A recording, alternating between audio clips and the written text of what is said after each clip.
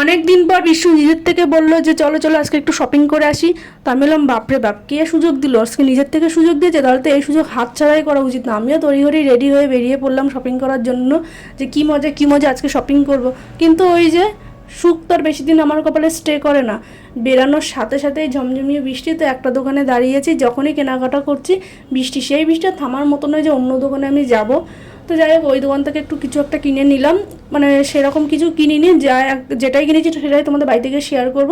তারপর ওখান থেকে বেরিয়ে আমরা কসমেটিক্সের কিছু জিনিস কিনে নিলাম। তারপরে বাড়ি ফেরার পথে আবার বৃষ্টি। তো বৃষ্টির মধ্যে যেখানে দাঁড়িয়ে আছি সেখানে দেখি সামনে বিরিয়ানির দোকান হয়েছে, ঠিক আছে যাওয়ার পথে একবার বিরিয়ানিটাই খেয়ে চলে যায় রাত্রে এই বৃষ্টির ওয়েদারে। তো বিরিয়ানিটা খাওয়া দাওয়া কমপ্লিট করার পর আমরা বাড়িতে চলে এসেছিলাম। তো কী কিনলাম, একটা কুর্তি কিনেছি আর কসমেটিক্সের কিছু জিনিস কিনেছি। তো ভিডিওটি এই পর্যন্ত রাখছি, দেখা হচ্ছে নতুন একটা ব্লগ নিয়ে। টাটা গাইস, তোমরা সবাই ভালো থাকবে।